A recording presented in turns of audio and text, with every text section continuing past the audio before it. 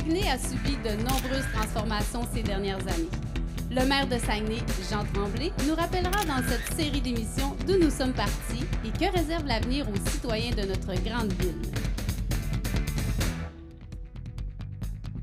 Aujourd'hui, l'histoire d'un personnage régional, John Murdoch. Tout le monde a entendu parler de Murdoch, le quartier Murdoch. Vous voyez le mot Murdoch un peu partout, surtout à Chicoutimi. Je vous raconte l'histoire de ce personnage. D'abord, il faut que je vous dise que ce n'est pas son vrai nom. Ce n'est pas John Murdoch, il s'appelait Jean-Joseph, ou Joseph-Jean plutôt. Joseph-Jean Murdoch. C'était son nom, il est né à Sainte-Anne. On semble penser que c'est un Anglais d'origine. Il ne parlait même pas un mot d'anglais, mais un génie. Vous allez comprendre pourquoi. D'abord, son père était agriculteur à Sainte-Anne, Alexandre Murdoch. Sa mère, une Tremblay. Sa mère s'appelle Joseph, avec un E. Ça se faisait dans ce temps-là. Aujourd'hui, on ne voit pas ça, Joseph. Mais ses origines sont assez particulières. D'abord, il y a un de ses ancêtres qui était marié avec une montagnaise. Donc, c'est un métis, comme moi. Hein? Plusieurs de la région ici sont des métis.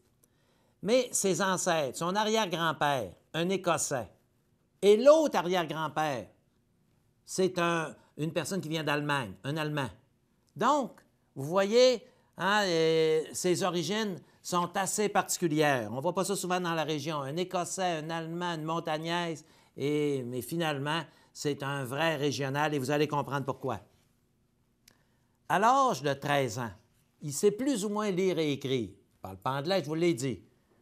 Il commence à travailler et c'est la forêt qui l'intéresse. Il est captivé par la forêt. Il connaît Dubuc. Dubuc est un personnage important. Qu'est-ce qu'il fait? C'est que Dubuc l'envoie faire un voyage en canot de 3 mois pour aller explorer le nord du lac Saint-Jean. Alors, il part avec des montagnais. Il revient ici, il fait son bilan. Là, on est, voyez-vous, il est né en 1888, John Murdoch, et il a 13 ans. Alors, on est très près de 1900-1901. Alors, ce voyage-là lui en apprend beaucoup sur le territoire. Très intelligent, supérieurement intelligent. Il ne se trompe pas souvent, vous allez voir. Alors, à l'âge de 25 ans, il a observé un petit peu l'activité qui se faisait en forêt. Il a été bûcheron lui-même un peu. Il se dit, je vais commencer, c'est mon tour, j'ai le goût de faire des affaires. Alors, il s'organise pour obtenir des concessions forestières. À 25 ans, il n'est pas vieux. Il obtient sa première concession forestière ici, sur la rivière ici qu'on appelle la rivière du Moulin. Quand vous allez dans le parc de la rivière du Moulin, vous savez où c'est? Bon, mais dans ce coin-là, un peu plus haut. C'est sa première concession. Alors, il engage des hommes et on appelle ça un jobber. Alors, puis tout de suite, c'est payant. Hein? John Murdoch, là, à toutes les fois qu'il touche à quelque chose, c'est payant, il fait de l'argent immédiatement. Habituellement, un homme d'affaires, bien, ça fait un peu des exercices, puis ça perd un peu d'argent, ça en gagne, puis ça finit par trouver son chemin. Pas John Murdoch. John Murdoch, vous allez voir, il est dans plusieurs domaines. C'est toujours dans la bonne direction. Toujours payant, toujours correct. Donc, il est jobber à Rivière-du-Moulin et à Rivière-à-Mars. Alors là, ça y fait 2 concessions. C'est passé, il en prend une autre au Lac-Or. Dans ce temps-là, les chemins sont plus ou moins beaux. Monter au Lac-Or, c'est une aventure. Puis en plus, il faut descendre le bois à partir du Lac-Or. Il y a des rivières qui nous aident. Il a tout compris ça, lui. Il a été chercher ses concessions à Québec. Il a tout organisé son affaire. Il a seulement 25 ans. Il n'est pas instruit. Il ne parle pas anglais. Mais il a réussi ça. Il y a trois territoires où il développe son bois et les 3 sont payants. Il ne perd pas d'argent. Jamais. Il sait comment s'organiser. Je vais vous conter une histoire. À un moment donné, après tout ça, il se dit, ça me prend plus d'argent. Il s'est mis un peu d'argent de côté. Il y a 3500 $. À ce moment-là, il est autour de 25 ans. 25-26 ans. Il dit, je vais essayer d'avoir une concession plus importante, puis il entend dire qu'à Chandler, c'est loin là pour lui, à 25 ans à partir d'ici, en 1900, 1910 à peu près, s'en allait à Chandler. Ce qu'il fait, c'est qu'il recrute 200 hommes ici à Chicoutimi. Hey, ça vide une ville, ça, dans ces années-là. 200 hommes, il se loue un bateau, les hommes sont accompagnés des femmes, des enfants, on part pour Chandler. Alors, il y a 3 500 $, il y a des chevaux, il y a de l'équipement, il est prêt. Son premier gros contrat à l'extérieur. C'est fait la main un petit peu dans la région, mais il s'en va à Chandler. Alors, le bateau l'emmène jusqu'à Rivière-du-Loup. À partir de Rivière-du-Loup, là, il faut s'organiser le transport jusqu'à Chandler de tout ce monde-là. Il faut qu'il les nourrisse, il faut tout ça. Alors, il s'en va jusqu'à Chandler, mais rendu là, il n'y a plus d'argent. Alors, il réussit à en emprunter. Alors, débrouillard comme 10, vendeur. C'est un costaud en passant, là, un gars avec une face de vendeur, là, tu sais. On sent son intelligence quand on le voit. Je ne vous dis pas ça pour rien. Vous allez voir tantôt, je l'ai connu. Là. Je vais vous conter l'histoire, comment je l'ai connu comme il faut.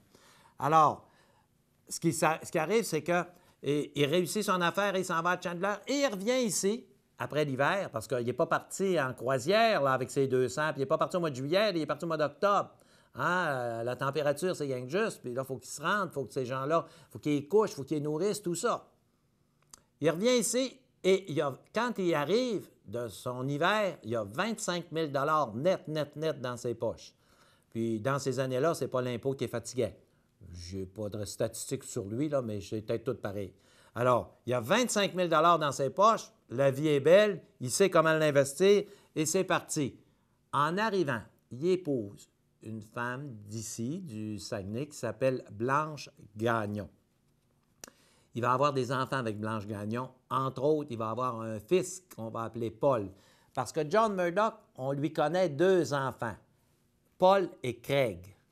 Hein, Paul et Craig. Les 2 sont décédés, mais ça fait pas longtemps, là. Paul et Craig Murdoch. Maintenant, Paul est son vrai fils. Craig, c'est un fils adopté. Mais il le considérait comme son vrai fils. Donc, il y a 2 enfants, puis ces enfants sont près de lui. Il y a beaucoup d'activités commerciales et c'est près de lui. Donc, il se retrouve donc ici avec 25 000 $. Mais intelligent comme il est, il se dit, si je veux que ça se multiplie, mon activité, lui, son activité forestière, ce n'était pas d'avoir des usines comme Dubuc. Dubuc, lui, avait des usines. Des usines, il faut que tu investisses énormément, et les risques de perte sont élevés. Mais lui, il n'y a pas de risque de perte. Il va faire du coupage de bois, il vend son bois, met l'argent dans ses poches, c'est réglé, on recommence. Alors, l'argent, là, il ne peut pas en perdre bien dans son système. Parce que, je vais vous conter l'histoire de Dubuc. Lui, il a investi dans Pulperie puis dans Val-Jalbert, puis il a tout perdu. Mais non, Murdoch, l'autre aussi est intelligent, mais Murdoch est particulièrement intelligent. Il se dit, non, j'ai fait mon argent. Ce que je vais faire, regardez bien ce qu'il pense. Il dit, je vais devenir grand jobber. Il appelait ça un jobber, quelqu'un qui faisait ça. Alors, ça veut dire qu'il engageait des petits jobbers. C'était des sous-contractants. Alors là, il pouvait dire, j'en ai partout. Il n'a eu jusqu'à 35. Alors, tu avais 35 équipes un peu partout qui travaillaient. Lui, il retirait un montant d'argent, mais il ne gérait pas le chantier. C'était le petit jobber qui gérait, mais c'est lui qui avait obtenu la concession. Il savait comment faire, lui, monter à Québec et organiser ses flûtes. Il était brillant. Tandis que le petit jobber, mon grand-père, par exemple, était petit jobber à Saint-Honoré. Bien, lui, il faisait affaire avec John Murdoch. John Murdoch, il disait, écoute, c'est à moi, ça, ce territoire-là. Je te le loue. Je te fais ta job là, pendant l'hiver, puis tu me payes tant. Puis John Murdoch était assis dans sa chaise, puis ça rentrait. Il travaillait, par exemple. C'était un travaillant fou. Il travaillait fort. Mais il reste que lui, il avait trouvé le moyen de faire travailler les autres. Puis 35 petits jobbers comme ça couvrait le territoire. En Gaspésie, il allait partout. En 1925, alors en 1925, là, il est rendu à 37 ans. C'est plus un bébé, là, il a fait du chemin. Là, il est riche. À 37 ans, il est riche. Alors, il décide de s'acheter une résidence. Il veut une belle résidence, il a de l'argent. Alors, il achète un terrain sur la rue Racine, hein, la rue Racine à Chicoutimi.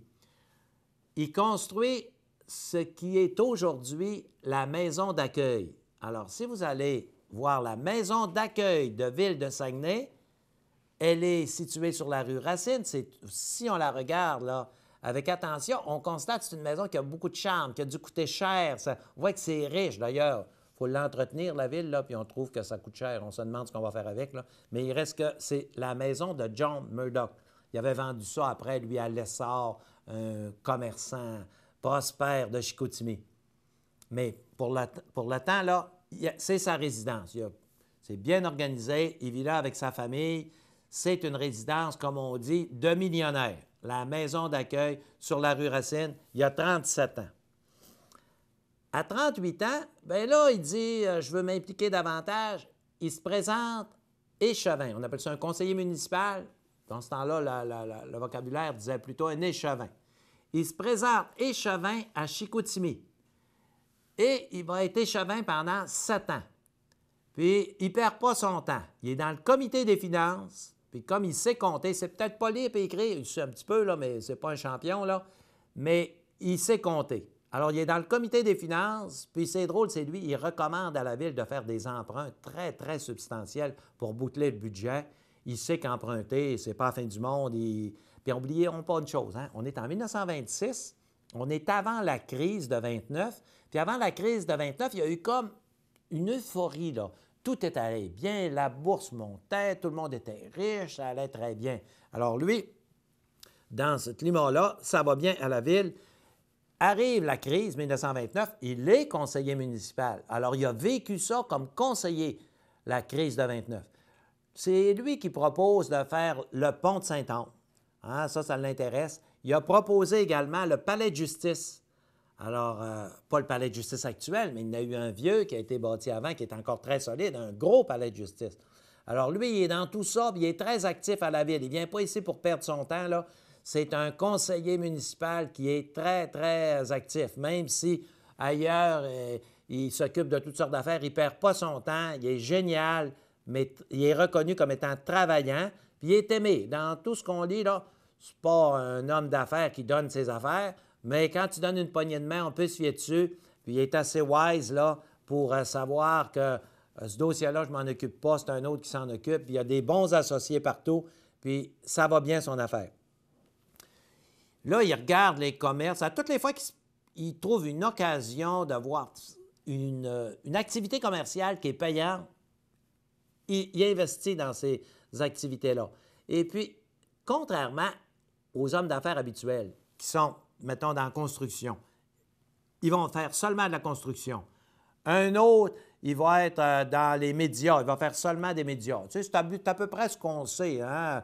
Un autre est dans l'immeuble, va faire juste des immeubles. Mais lui, John Murdoch, il touche à tout. Il touche à n'importe quoi, puis ça marche tout le temps.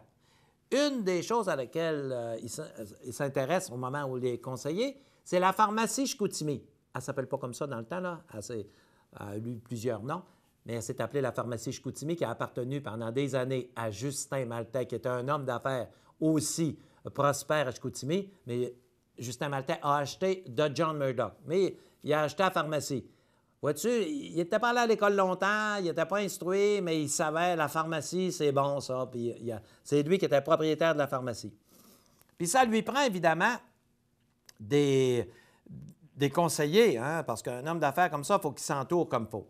Alors, là, comme ça lui prend des conseillers, il identifie un comptable à Chicoutimi qui est le comptable du temps.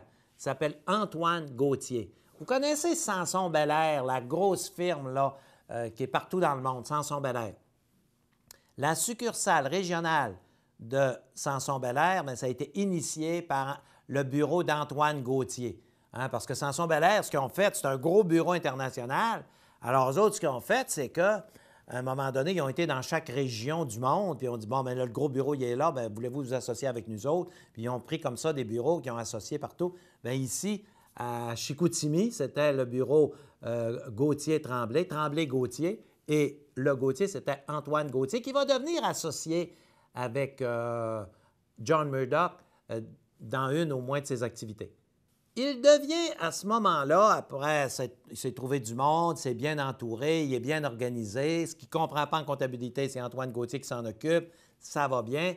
Et là, il devient le gros entrepreneur forestier, non pas de la région, mais du Québec. Il est partout. Il est en Abitibi, il est en Gaspésie, il est ici, il est partout. C'est le plus gros entrepreneur forestier du Québec. Puis, il y a, lui, on sait qu'il a construit beaucoup d'affaires, là, mais entre autres, il est souvent à Québec. Souvent, il y a des activités commerciales à Québec, il va vous compter ça. Mais quand il va demeurer à Québec, il a une suite au Château Frontenac. Et Maurice Duplessis a aussi une suite au Château Frontenac. Et ce sont deux suites qui sont collées l'une sur l'autre. Alors, il voyage, il appelait ça prendre des gins. Hein, on voit ça parce que j'ai lu beaucoup sur lui. Et dans ce temps-là, c'était la mode. Aujourd'hui, le gin, c'est pas la boisson par excellence. Là. Mon père prenait ça. Moi, je trouvais que ça sentait le parfum. C'était pas buvable. Mais c'était encore ça. Moi, je trouve ça là, pas buvable. Mais il reste que c'était leur boisson, puis on voit qu'ils se parlent de ça. Puis il dit, entre autres, une fois là, à Roland Hébert, qui était proche de John Murdoch, parce que c'est lui qui administrait le Centre Georges Vézina, puis qui avait le club de hockey. Puis ça, il dit à Roland Hébert, il dit, va porter. Roland Hébert ne savait pas que Maurice Duplessis était voisin. Il est dans la chambre, dans la suite de John Murdoch, je parle de Roland Hébert. Il dit, va porter, il dit, un verre de gin à notre voisin, puis il dit qu'il prenne ça à ma santé. Fait que là, mon Roland Hébert s'en va l'autre bord, frappe à la porte, il dit, ah, il voit Maurice Duplessis. Il dit, oui, M. Murdoch vous donne un verre de gin, prenez ça à notre santé. Alors, ces deux-là étaient proches. C'est sûr que les concessions de bois, ça s'accordait à des personnes, puis dans ce temps-là, les règles, là, il accorde ça à nos amis. Il avait compris ça, lui-là. Là. C'est humain. Puis dans ce temps-là, comme il n'y avait pas de règles, il avait vite compris qu'il fallait tisser des liens avec les autorités du gouvernement, et l'autorité par excellence, c'était Maurice Duplessis. Alors, c'est sûr qu'ils se retrouvaient ensemble pour souper du soir, puis ils se retrouvaient pour prendre un gin, puis là, ben après ça, ben, ils signaient un contrat, mais c'était pas mal, c'était comme ça dans le temps, ça marchait comme ça. Puis lui, pas fou, là, il avait tout compris le système. Alors, il y avait des concessions de bois partout. Puis quand quelqu'un voulait couper du bois, il disait, c'est bien de valeur, mais ce territoire-là, c'est à moi. Ce territoire-là, c'est à moi. Je ne sais pas s'il payait pour ça. Il devait payer des montants d'argent, mais il reste que c'était à la discrétion du gouvernement. Donc, mon John Murdoch avait toujours les pieds bien placés, bien organisés, et ça fonctionnait.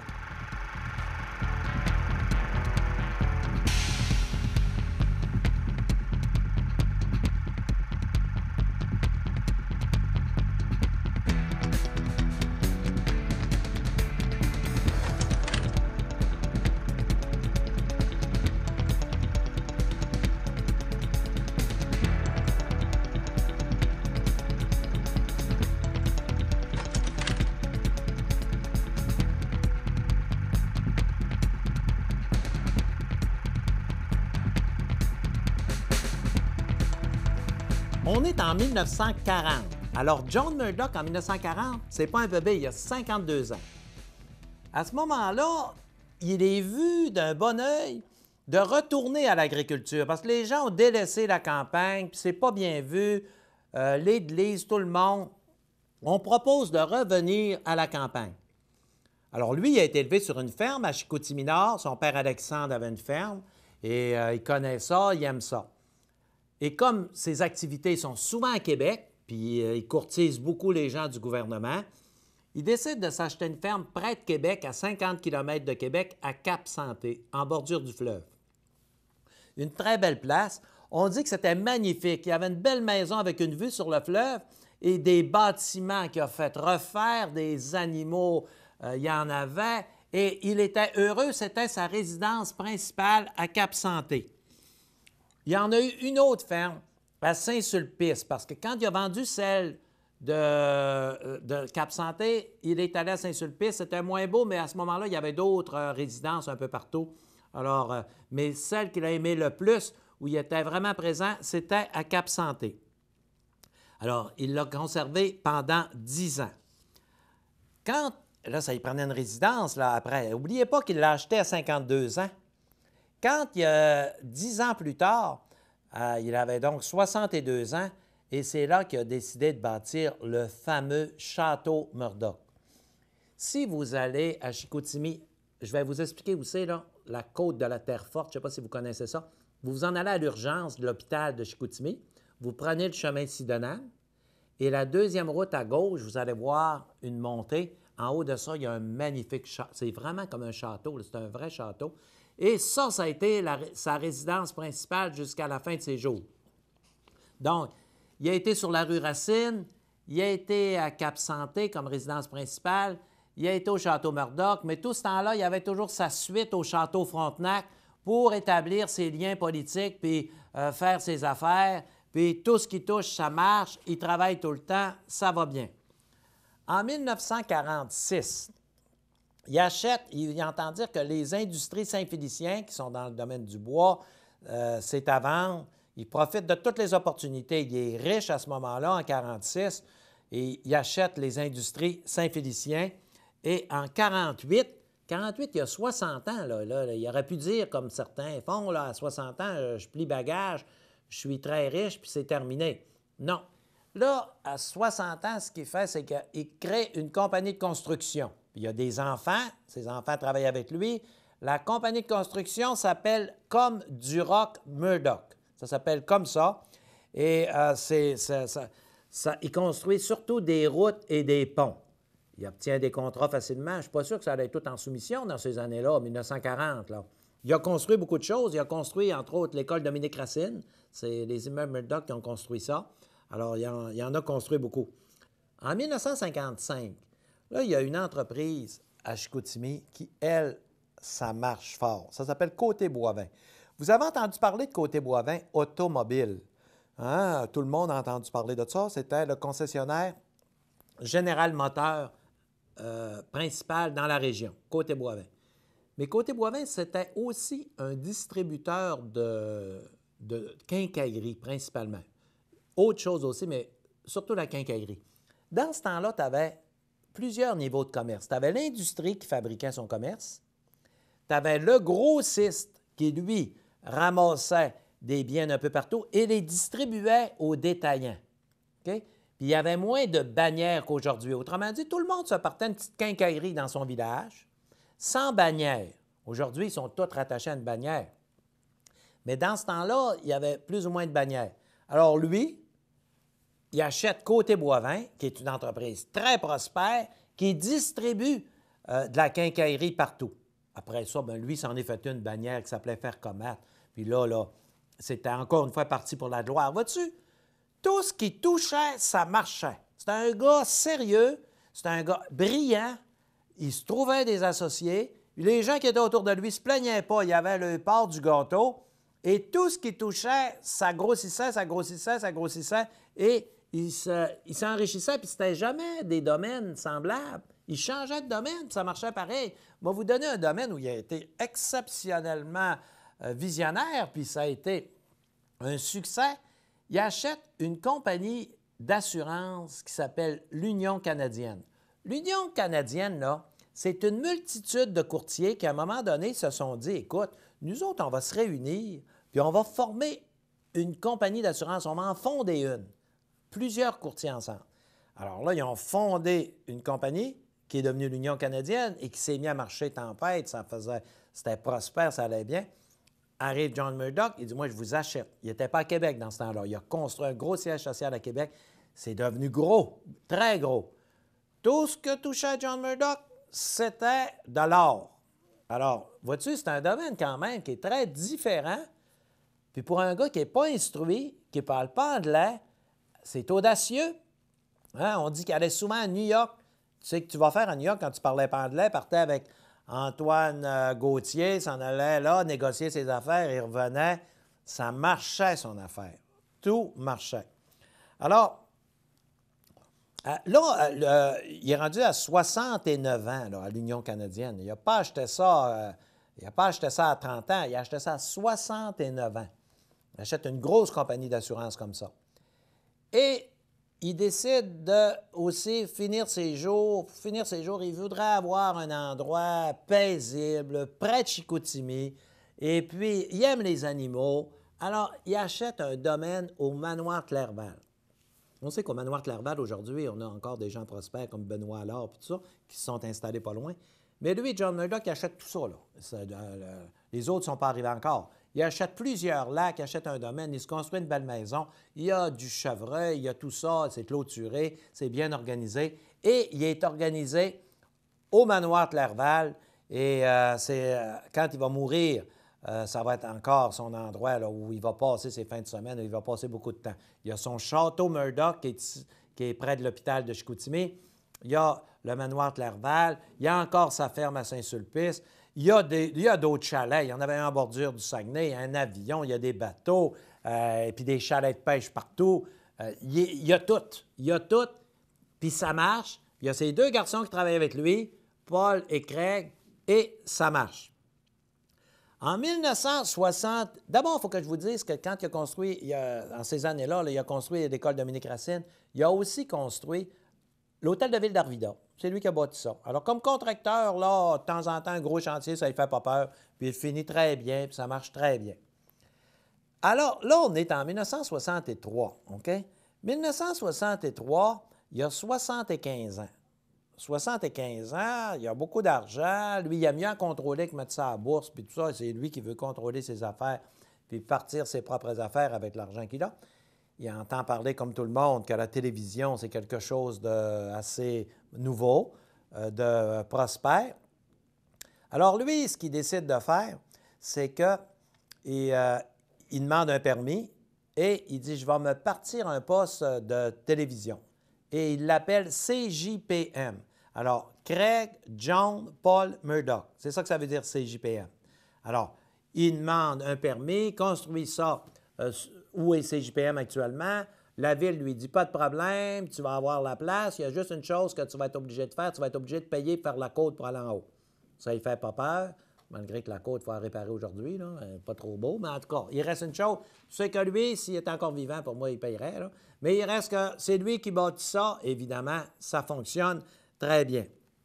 John Murdoch, là, ça sonne hein, fort, John Murdoch, bien, il était comme ça physiquement. Physiquement, dans sa façon de s'exprimer, dans sa façon de se comporter, on sentait l'assurance, on sentait la force de caractère de cet homme-là. Il a vraiment changé la région. Il était très riche, il en a profité, mais en même temps, la région en a profité parce que ça s'est développé beaucoup grâce à lui. Il a été échevin pendant plusieurs années et vraiment, aujourd'hui, le mot Murdoch est répandu partout. On peut en être fier. C'est des gens qui ont marqué la région d'une façon significative. Alors, je vais vous revenir à l'occasion avec, comme ça, des personnages importants parce qu'aujourd'hui aussi, il y en a, mais c'est pas pareil. Hein? On voit très bien que c'est pas pareil et les gens prospèrent, même peut-être plus. C'est sûr que ces gens-là ne peuvent pas demeurer ici d'une façon permanente, comme le faisait John Murdoch, mais les moyens de transport aujourd'hui sont plus faciles. Dans ce temps-là, c'était tu demeurais à une place, c'était gros de se déménager. N'oubliez pas que le parc des Laurentides a été ouvert seulement en 1948. Alors, avant ça, il fallait se trouver moyen d'aller à Québec puis d'aller un peu partout. Alors, ça m'a fait plaisir de vous parler de John Murdoch et je vous donne rendez-vous la semaine prochaine pour une autre émission. Vous voulez apporter un commentaire sur l'émission, faire des suggestions, poser des questions au maire? Écrivez-lui à saguenayconstruit@ville.saguenay.qc.ca.